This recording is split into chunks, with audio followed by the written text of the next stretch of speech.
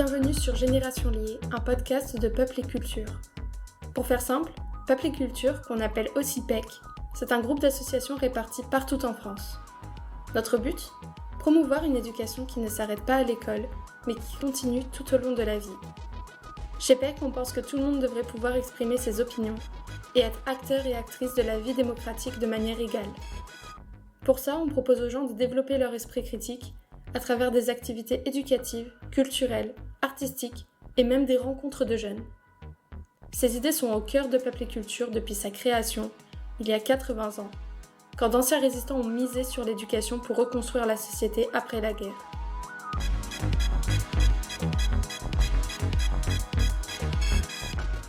Ce podcast vise à interroger différents sujets, comme la montée de l'extrême droite, l'interculturalité, l'inclusion, la place des femmes et les enjeux écologiques qui portent depuis longtemps et portent encore les travaux de nos assos. Ainsi, des personnes de tout âge, de toute génération se succéderont au micro pour échanger sur ces sujets parfois complexes, en partageant leurs points de vue et leurs expériences. Rejoignez-nous pour échanger et mieux comprendre le monde qui nous entoure.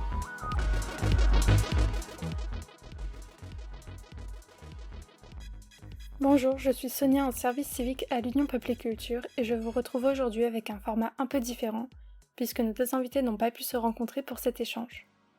Je les ai retrouvés donc sur des temps différents pour les interroger autour des mêmes thématiques portant sur la transition écologique et son articulation avec l'éducation populaire. Sans être exhaustif, il sera surtout question d'aborder comment les organisations qui sont représentées par les invités et l'éducation populaire en général s'inscrivent dans une démarche écologique et permettent sa démocratisation auprès du public, que ce soit dans le milieu rural ou encore auprès de populations qui sont en général écartées des espaces de lutte écologique. Et donc je vous propose que nous passons à la présentation un peu plus détaillée de nos invités pour nos éditeurs et à la présentation aussi des structures qu'ils représentent. Moi, je suis Marianne Flochelet, actuellement coprésidente au niveau de la Fédération nationale Accueil Paysan. Je suis adhérente depuis l'année 2002 à l'association Accueil Paysan en Normandie. À l'époque, nous n'avions qu'une association régionale. Ensuite, nous avons créé, puisque j'appartiens au département de l'Orne, une association départementale. Et donc, depuis 2023, j'ai rejoint le collectif national en tant qu'élue et je co-anime avec Edith Bonnet de Nouvelle-Aquitaine et Olivier Berthelot de l'Occitanie le réseau Accueil Paysan.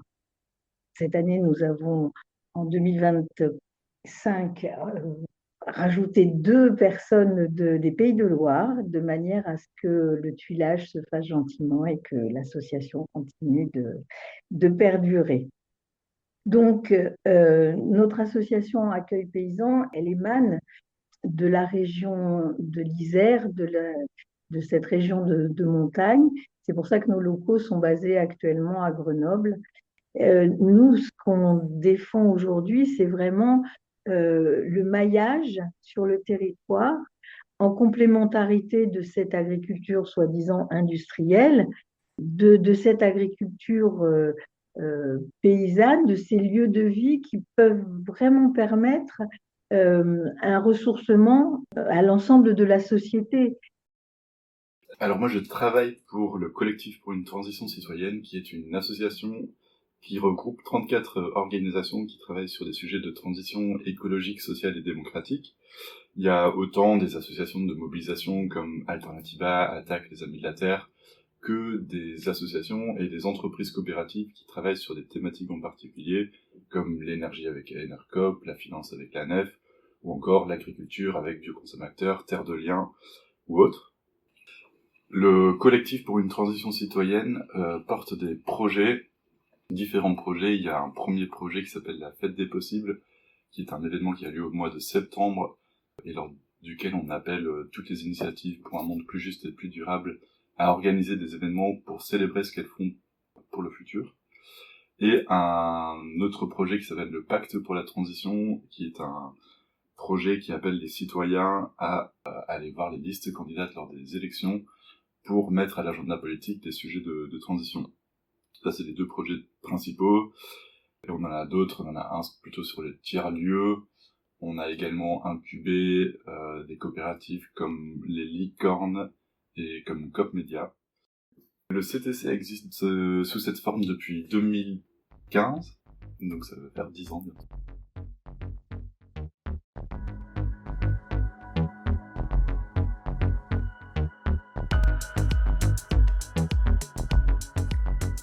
Mariannick, pouvez-vous nous parler de la création de la Fédération nationale d'accueil paysan et de l'évolution de la place de l'écologie dans ce réseau, justement? À l'origine, c'est un travail qui s'est fait en lien avec justement Peuple et Culture, qui était très investi dans les territoires ruraux et qui, avec des adhérents paysans, ont monté ce qu'ils appelaient des comités d'études et de propositions, qui est l'anagramme en fait de Peuple et Culture, qui étaient des CEP, installés à travers l'ensemble du territoire, donc montagnard, mais après qui a essaimé dans la région Nouvelle-Aquitaine, dans d'autres régions, en Bretagne également.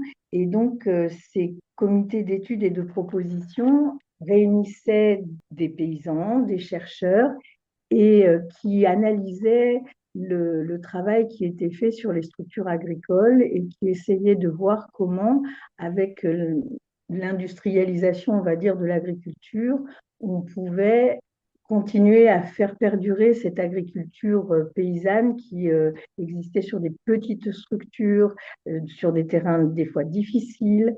Et donc tout ce travail de réflexion a amené dans les années 1987 à la mise en place du réseau Accueil Paysan. Donc ce réseau a grandi au fil des années. Actuellement, en 2025, on a environ 13 associations régionales, 25 associations départementales et environ 800 structures adhérentes qui constituent environ 1200 adhérents individuels à notre association.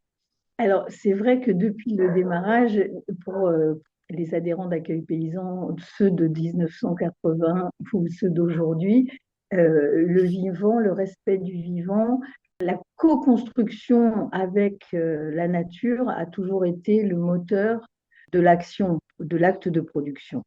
Donc, c'est pas nouveau que ces données-là, elles sont portées vraiment depuis la création, et donc on est très attentif à les faire perdurer et surtout à les partager avec les personnes que nous recevons. On se demandait aussi comment s'articulent les enjeux de développement local et les enjeux écologiques dans vos organisations. Accueil Paysan défend vraiment un projet de société avec une agriculture locale, avec des producteurs locaux, avec des producteurs en capacité aussi d'accueillir et de partager pour que perdure et qu'on continue à pouvoir partager cette importance du monde du vivant, de cette écologie qui doit permettre à la société d'être résiliente, tolérante, accueillante. Le fait de partager nos lieux de vie, on les partage pour le travail, mais on ne les partage pas que pour le travail. On les partage aussi pour nos savoir-faire, certes, mais aussi pour pouvoir faire que nos lieux soient des lieux d'échange et d'accueil pour la culture. Alors, soit il y a énormément de lieux qui font des résidences d'artistes, donc qui reçoivent des artistes pendant un temps donné. Ces artistes, au bout du temps de résidence, offrent leur création, et la création est partagée au sein de nos lieux de vie, mais aussi avec l'ensemble de nos voisins, de nos partenaires qui sont dans nos lieux. Et ça permet de mettre en lien Des gens qui sont essentiellement, nous accueillis, sont essentiellement des gens qui viennent du monde urbain, mais qui peuvent ainsi avoir des vrais temps d'échange avec le monde de la ruralité. Et c'est pareil pour nos voisins, c'est important de pouvoir échanger pour connaître les problématiques des uns et des autres. Et c'est justement ce temps d'échange qui est riche et qui permet une meilleure compréhension des modes de vie des uns et des autres et l'importance du respect de l'écologie, du respect du vivant, de la façon de mener les choses en lien avec justement cette agriculture paysanne qui n'est pas là pour exploiter, mais qui est bien là pour co-construire avec la nature et pouvoir nous permettre à nous humains de nous nourrir, mais sans détériorer ce qui va servir à l'avenir, à ceux qui viendront après. Dans le milieu rural et notamment dans le milieu agricole, il se passe un peu ce qui se passe partout dans tous les secteurs d'activité dans notre société, disons, capitaliste libéralisée, où tout est mis en place pour que la société soit productive et que le capitalisme prospère, qu'on puisse accumuler, etc. Et quand on est agriculteur, donc on est dans ce système où on est formé au sein de lycées agricoles qui forment plutôt à des pratiques productivistes, même si c'est en train de changer évidemment. Et puis une fois qu'on veut s'installer, on réfléchit son système économique dans le monde politique actuel, avec notamment les aides de la politique agricole commune qui favorisent la taille des exploitations plutôt que d'autres facteurs. Les premières aides sont liées au nombre d'hectares qu'on a. Et tout ce système pousse à réfléchir à un modèle économique où on produit pour vendre. Et quand on reprend une ferme ou quand on crée une ferme, on va dans ce système, on fait des prêts à la banque pour acheter du matos, et après on s'installe et on est pris dans ce système. Et même si on veut réfléchir le système de la ferme, après on peut être aidé par la chambre d'agriculture, mais qui est tenue par le syndicat agricole majoritaire, qui est le syndicat par le FDSEA local, et par les coopératives agricoles également. Et ces personnes qui sont à la tête de la chambre d'agriculture ou des coopératives agricoles, ce sont les personnes qui, quelque part, bénéficient déjà du système et elles veulent garder cet outil à disposition pour que le système perdure. Comme ça se passe partout dans la société, les personnes qui ont le pouvoir économique, donc les personnes dans le monde agricole qui ont des fermes qui fonctionnent, ont aussi le pouvoir politique dans les chambres d'agriculture et dans les coopératives. Et quand on est en milieu rural et quand on est, par exemple, agriculteur et qu'on veut se battre contre ce système, qu'on veut changer et qu'on va aller vers d'autres modèles et qu'on veut, par exemple, s'insérer dans la transition écologique, on fait face à tout un système dont il est très difficile de se dépêtrer et ça demande beaucoup d'efforts de réfléchir à un autre imaginaire, à un autre modèle et d'aller vers d'autres moyens de produire ou d'habiter à la campagne. Comment voyez-vous le lien au territoire et à l'environnement dans le contexte de l'écologie, justement ? Qu'est-ce que vous essayez aussi de mettre en avant, peut-être, dans vos structures ? Le fait d'ouvrir son lieu, de laisser les gens vivre, de les laisser s'approprier l'espace, le temps, ça permet une prise de conscience qui est bien plus profonde parce qu'elle reste pas dans les mots, elle rentre vraiment dans ce qui est le vécu. Et à partir de là, les échanges après peuvent être différents parce que ce ne sont pas que des points de vue.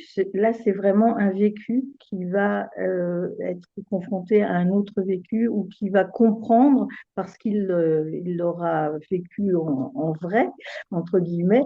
Il pourra mieux comprendre ce qui lui apparaissait peut-être complètement différemment avant d'avoir vécu ce lien à l'animal, ce lien à la nature, ce temps de transformation d'un produit, par exemple.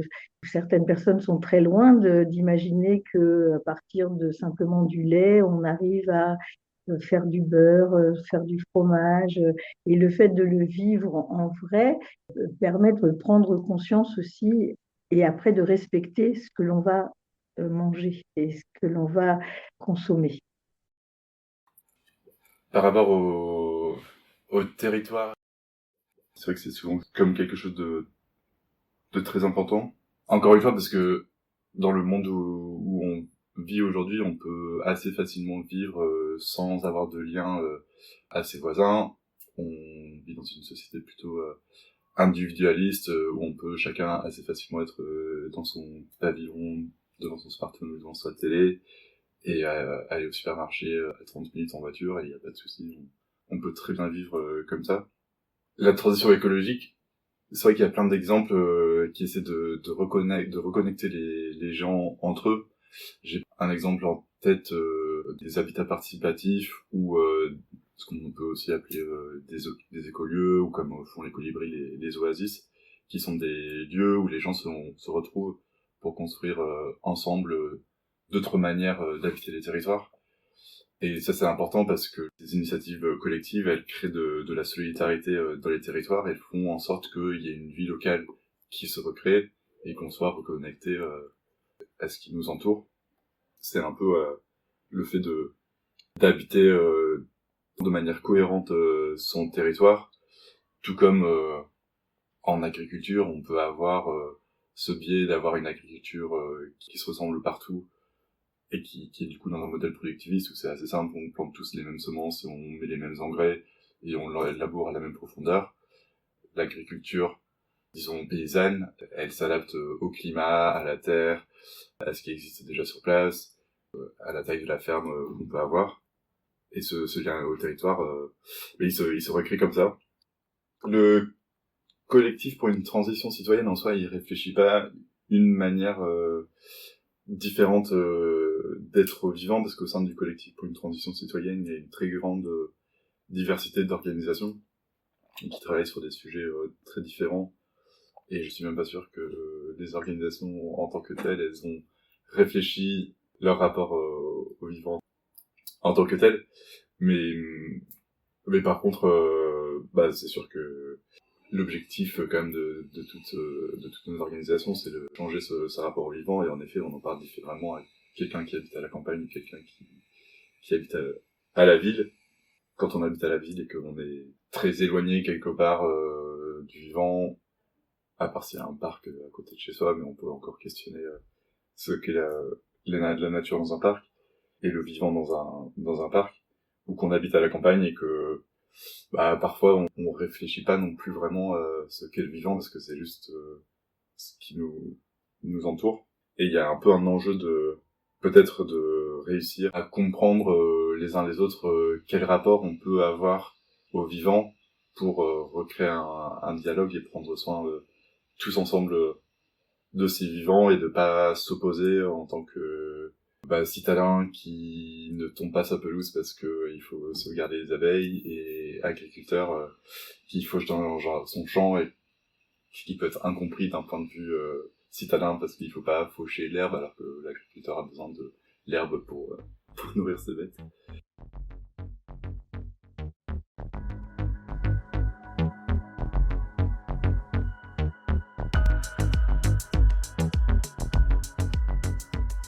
Pour cette deuxième partie qui concerne plus une écologie populaire, on se demandait justement quel est l'apport de l'éducation populaire à la réflexion sur la transition écologique. L'éducation populaire est hyper importante dans la transition écologique parce que ça permet de sortir de ce système dont on est hyper dépendant partout et d'avoir des manières de se former, d'avoir un autre imaginaire, d'avoir d'autres exemples à côté de ça. Nous, au collectif pour une transition citoyenne, on a parmi nos organisations des organisations qui se revendiquent très clairement de l'éducation populaire, comme par exemple le mouvement Y. Et on en a d'autres, et nous aussi en tant que collectif, on se revendique pas clairement de l'éducation populaire, alors que c'est des choses qu'on met en place, nous, dans notre fonctionnement, et qu'on propose aussi, on propose des outils d'éducation populaire aux collectifs citoyens que nous on accompagne. Et justement, nous, c'est notre rôle d'outiller les habitantes et les habitants qui ont envie d'agir sur des questions de transition. on travaille tous à une même transformation sociétale. Et je pense que c'est important de le conscientiser que on travaille tous à la même chose, mais à d'autres endroits. Et je pense que c'est important de faire du lien, et c'est aussi ce qu'on fait au collectif pour une transition citoyenne tous les jours. C'est faire le lien entre ces différents endroits où on agit sur la société, pour que finalement toute la société puisse bouger. Et on a besoin qu'il y ait des initiatives qui appuient plus parfois sur le fait que de vouloir qu'il y ait des citoyens qui puissent mieux s'exprimer et qui soient plus entendus dans leur village, dans leur ville, que des personnes qui appuient ailleurs, peu importe, sur le commerce international ou tout autre sujet. Il y a beaucoup de personnes qui ont des difficultés à se sentir concernées par l'écologie. Comment justement faire sortir l'écologie de ces aspects moralisateurs, élitistes ou lointains? C'est par l'action, la découverte et le vécu, toutes ces notions d'écologie ne s'imposent pas de l'extérieur, mais sont bien vécues de l'intérieur. Et quand quelqu'un arrive dans une maison ancienne où il fait 35 degrés dehors, mais on rentre à l'intérieur, il fait 18 degrés, on est bien, on comprend mieux le pourquoi de la construction, pourquoi ça a été conçu de cette façon-là. Et ça s'était fait naturellement avec les matériaux, c'était pas les normes ISO 2020 qui étaient respectées, c'était juste répondre à un besoin de sécurité, un besoin et on faisait avec le matériel qui était localement existant. Mais on s'aperçoit que cette réflexion d'il y a 150 ans, elle se retrouve aujourd'hui tout à fait en phase avec les températures d'aujourd'hui, le vécu d'aujourd'hui. Et ça, les gens le vivent dans leur réalité en traversant, en vivant ce moment. Et sur ces questions de moralisation, il y a justement ces outils d'éducation populaire, encore une fois, qui permettent de ne pas arriver avec des postures moralisatrices. Par exemple, avec le collectif pour une transition citoyenne, on a pas mal échangé en amont de la campagne municipale qui arrive, avec des initiatives comme Passons-nous, qui mettent en place dans les quartiers ce qu'ils appellent des tables de quartier, justement, où c'est des habitants qui installent des tables pour échanger avec les personnes qui habitent là, et discuter ensemble des préoccupations, et voir comment ils peuvent agir sur ces préoccupations.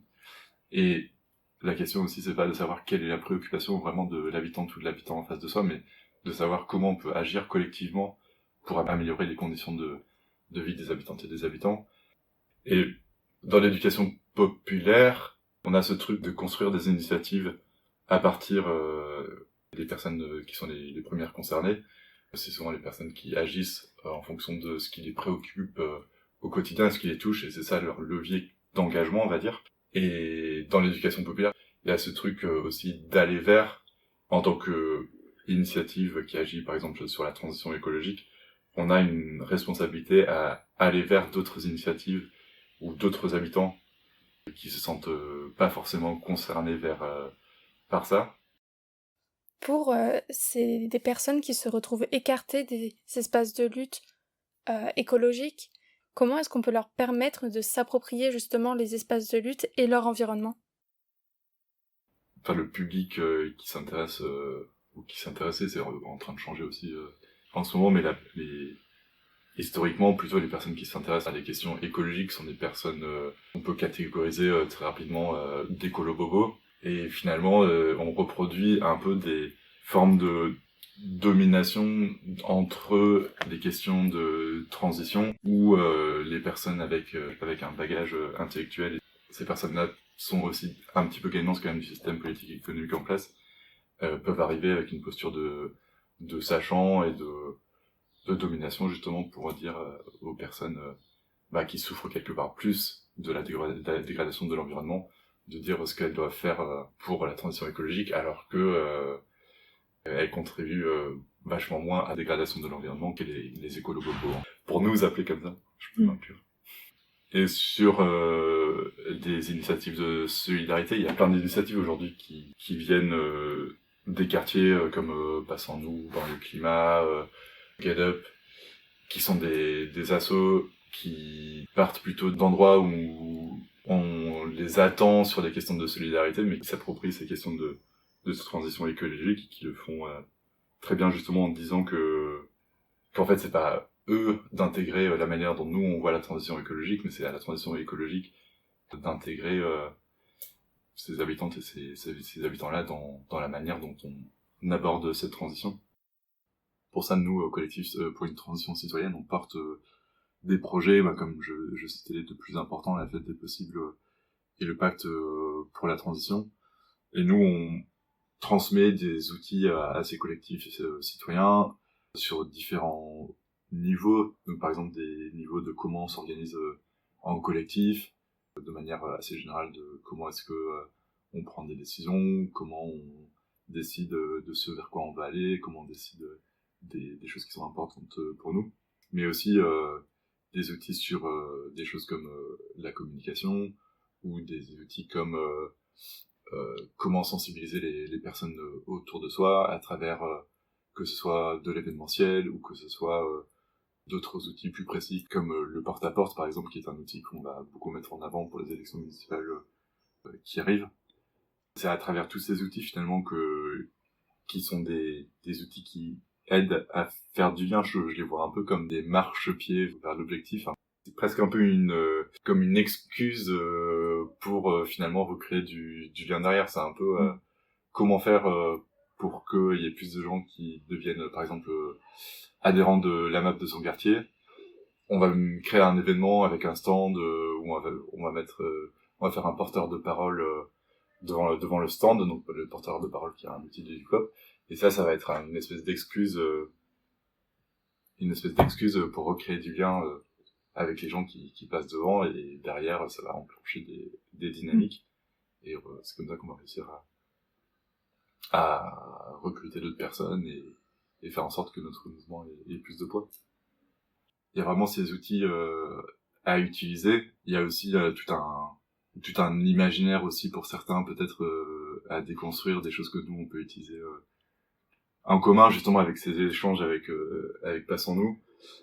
On a pu nous reprocher d'avoir des mécanismes, des codes communs collectifs, d'organiser des réunions par exemple, de lever un premier doigt si on est la première personne à prendre la parole, un deuxième doigt si on attend que la première personne finisse de parler, un troisième doigt si on est la troisième personne à vouloir prendre la parole. C'est des choses finalement, c'est des codes auxquels certains groupes sociaux sont hyper habitués et d'autres groupes sociaux pas du tout, et quand on arrive à une réunion dont on n'a pas les codes, c'est hyper dur de prendre la parole c'est hyper dur de faire entendre ses préoccupations à soi, et du coup c'est vraiment se déconstruire ses propres codes, peu importe les codes qu'on a, et essayer d'aller vers l'échange et d'utiliser si possible des outils d'éducation populaire pour recréer du lien.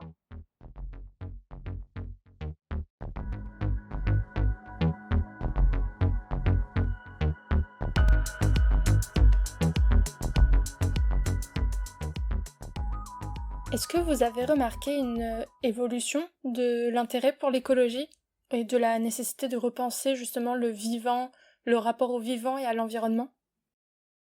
Pour prendre cet exemple-là, on a organisé un projet autour des municipales de 2020.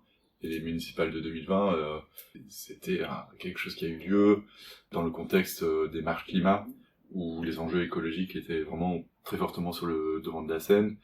Et les municipales ont été fortement médiatisées dans ce contexte-là. On disait que c'était les dernières élections pour le climat, il y avait beaucoup d'engouement autour de ça.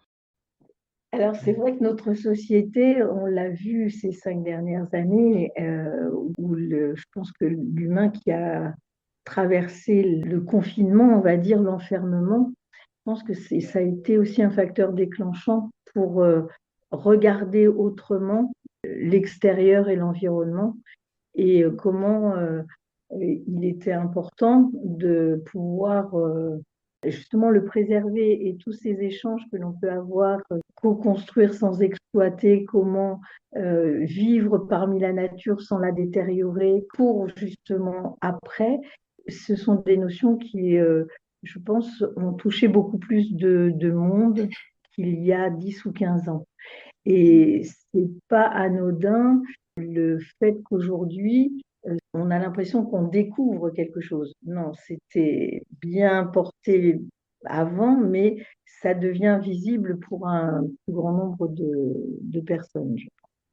Et on le voit bien à la demande que l'on a par rapport à nos structures qui sont sollicitées pour pouvoir accueillir au fil de l'année et pas seulement pendant les belles périodes.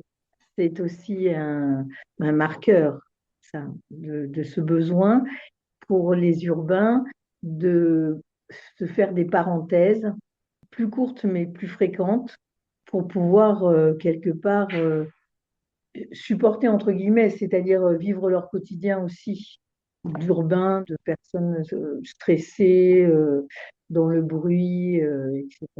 Donc je pense qu'il y a une prise de conscience de ça, voilà, qui se traduit par une sollicitation auprès de nos structures.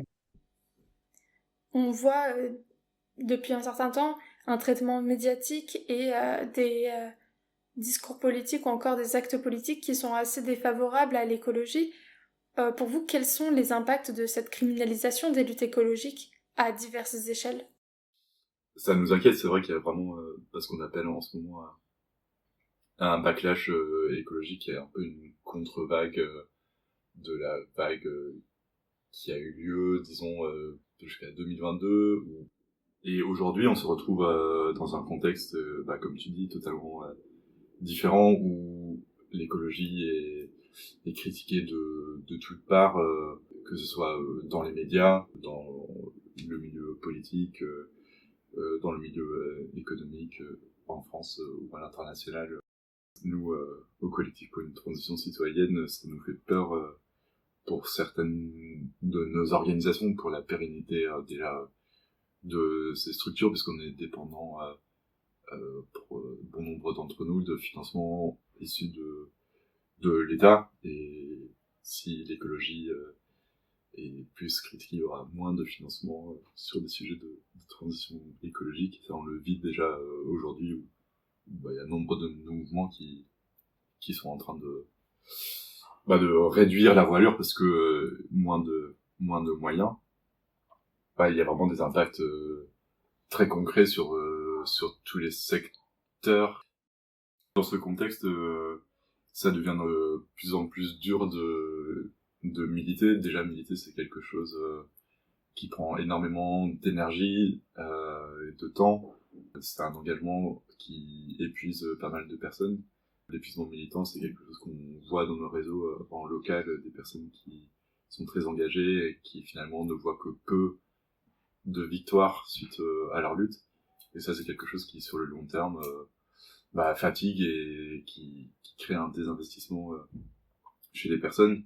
Et plus en face, on a un contexte compliqué, ou en tout cas qui réagit durement à nos luttes, plus ça va créer du désinvestissement. Peut-être que ça va créer aussi des contre-backlash d'investissement de personnes que ça motive encore plus de voir que ça régresse partout. Je sais pas si on peut le voir comme un point positif, mais peut-être que ça va se passer. Et dans ce contexte de backlash écologique où l'écologie, ça devient un peu un sujet de niche, nous, justement, on a envie de remettre de l'éducation populaire dans tout ça comme levier pour créer du lien avec les personnes. Et on essaie de faire des choses très concrètes pour ça. Donc il y a des projets au collectif pour une transition citoyenne qui luttent de manière assez frontale contre ce backlash. Par exemple, je parlais du projet COP Média qui a été incubé au collectif pour une transition citoyenne, qui est une coopérative de citoyennes et de citoyens qui ont envie de financer et de soutenir ensemble les médias libres et indépendants, et qui mettent des sous dans cette coopérative, et une coopérative qui fait des levées de fonds pour ensuite soutenir économiquement, mais aussi au niveau de plaidoyer les médias. Et enfin, je me demandais un peu quelles sont vos projections pour le futur, autant pour vous-même que peut-être pour les organisations que vous représentez. Alors, le fait qu'Accueil Paysan ait plus de 30 ans et qu'il a traversé des moments difficiles, des remises en cause des évolutions, des politiques agricoles, mais là, on arrivait à un moment où on avait l'impression qu'on était vraiment en phase avec une attente de la société et que donc tout le travail qui avait été fait par nos pionniers n'était pas vain et que leur vision de l'époque était juste et que celle portée par les jeunes d'aujourd'hui, elle est aussi juste puisque on voit beaucoup de porteurs de projets venir vers notre réseau parce que malgré un parcours personnel de travail avant, ils comptent revenir vers le monde agricole avec le sens que donne l'agriculture paysanne et que donne Accueil Paysan dans son idéal de partage. Et ça, c'est quelque chose qui est porteur d'espoir. Au niveau du collectif pour une transition citoyenne, on a une théorie du changement qui a été théorisée plutôt autour de 2013, qui est celle de promouvoir les alternatives concrètes pour un futur juste et durable. Donc c'est des fermes qui sont détenues par Terre de Liens pour voilà, être gérées comme un bien commun, c'est les AMAP, c'est les coopératives de production citoyenne d'énergie renouvelable, ce genre d'initiative. Et même si aujourd'hui c'est quelque chose qu'on veut évidemment continuer de faire, on se rend compte aussi que ces initiatives citoyennes, quelque part, parfois elles s'accommodent très bien du capitalisme, et que le capitalisme, encore une fois, absorbe très bien ces initiatives citoyennes. Et on a un vrai besoin de repolitiser l'engagement dans des initiatives citoyennes, dans le sens de recréer des rapports de force à partir de ces initiatives citoyennes pour que ces initiatives citoyennes non seulement fassent des choses concrètes pour la transition, mais aussi qu'elles soient engagées dans des transformations sociétales de manière plus large, pour que ce ne soient pas des petits îlots de transformation, mais qu'il y ait une visée de transformatrice plus large au niveau de la société. Ça, c'est un peu le futur dans lequel on doit se projeter. En termes de futur moins chouette, il faut aussi qu'on réussisse à s'adapter à ce contexte justement de backlash écologique et de forces réactionnaires. Et il faut qu'on réfléchisse à comment est-ce qu'on peut continuer à pousser nos initiatives dans un monde qui lui est de plus en plus défavorable. Et notamment, par exemple, dans le contexte des élections municipales, il y a cette question de comment est-ce qu'on fait pour que il y ait des communes qui soient progressistes, qui soient quelque part des refuges pour nos initiatives et qui puissent les accueillir et être des bases arrières pour après les redéployer, ou en tout cas faire en sorte qu'elles ne se fassent pas totalement broyer.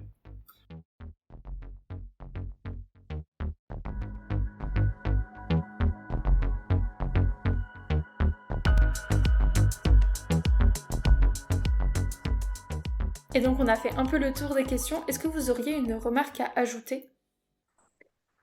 Alors, moi, ce que j'ai pas beaucoup évoqué, et par contre, j'ai beaucoup échangé avec des précurseurs, enfin ceux qui ont été à l'origine d'Accueil Paysan, qui émanaient de Peuple et Culture, c'est le fait de ce travail, enfin de ce besoin d'échange entre des chercheurs, des gens de l'action du terrain, et des citoyens, pour voir ensemble ce qu'ils avaient besoin pour pouvoir continuer à faire à donner du sens au travail de la terre et au travail du citoyen urbain pour que tous ensemble, on aille bien vers quelque chose.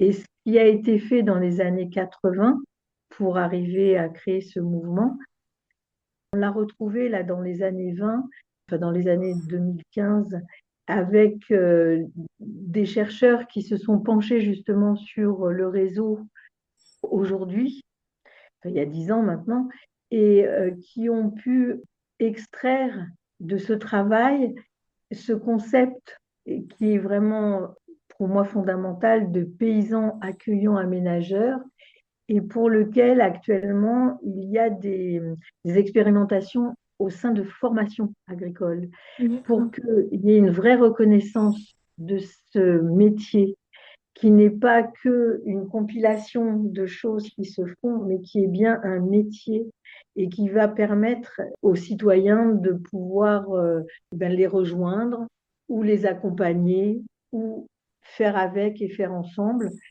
parce que c'est comme ça qu'une société peut exister.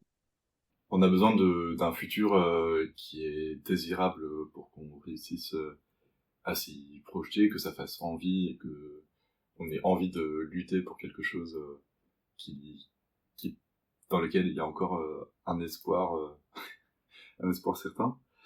Et justement, l'éducation populaire, pour nous, c'est aussi un peu un moyen de réintroduire de la joie dans nos luttes et de faire en sorte que dans ce monde un peu compliqué dans lequel on vit, où justement on peut se sentir impuissant, où l'impuissance peut mener à des sentiments de dépression, ou ce qu'on appelle aussi l'éco-anxiété parfois dans d'autres termes, comment on peut faire en sorte que le collectif devienne un endroit où on expérimente des manières de faire autrement, où on prend soin les unes des autres, et où on puisse se ressourcer, et où le militantisme justement ne soit pas un lieu, comme je disais, où on s'épuise, mais un lieu où on reprenne des forces ensemble pour changer ensemble le monde. Je voulais savoir si vous auriez des ressources, quelque chose que vous avez lu ou entendu que vous aimeriez partager à ce sujet. Alors, moi, j'ai lu un bouquin que j'ai beaucoup aimé qui s'appelle L'écologie intérieure, qui met bien l'humain en parallèle de l'écologie globale. Après, il y a un film là qui vient de sortir, qui a été fait un peu en s'appuyant sur comment Accueil Paysan et l'évolution d'Accueil Paysan sur ces dernières années avec la mise en place de nombreux collectifs qui portent des lieux de vie maintenant et qui ne sont plus des structures individuelles. Donc, qui est le film qui s'appelle L'Envol de Florent Verdet, sorti en fin d'année dernière. Radicaux Réveillez-vous, c'est un livre qui parle du community organizing, mais c'est justement cet outil d'éducation populaire, de recréer du commun à partir de son lieu de vie, et comment à partir de ce commun, après, on peut aller lutter ensemble pour améliorer ses conditions de vie sur des choses très concrètes. Et c'est l'expérience de quelqu'un, d'un travailleur social qui raconte comment lui, il allait dans des quartiers pour faire ce travail. Et ça m'inspire parce que c'est des outils, il utilise des outils qui sont pas sorciers en fait, c'est d'aller parler aux gens, d'aller frapper aux portes, et ensuite de voir qu'est-ce qui joue, et de recréer à partir de ces différentes choses du commun. Et après il accompagne ces transformations pour que des gens s'expriment et formulent des demandes concrètes à partir de leurs besoins. Et ça m'inspire, je trouve que pour les municipales 2026, c'est quelque chose sur lequel on peut vraiment s'appuyer.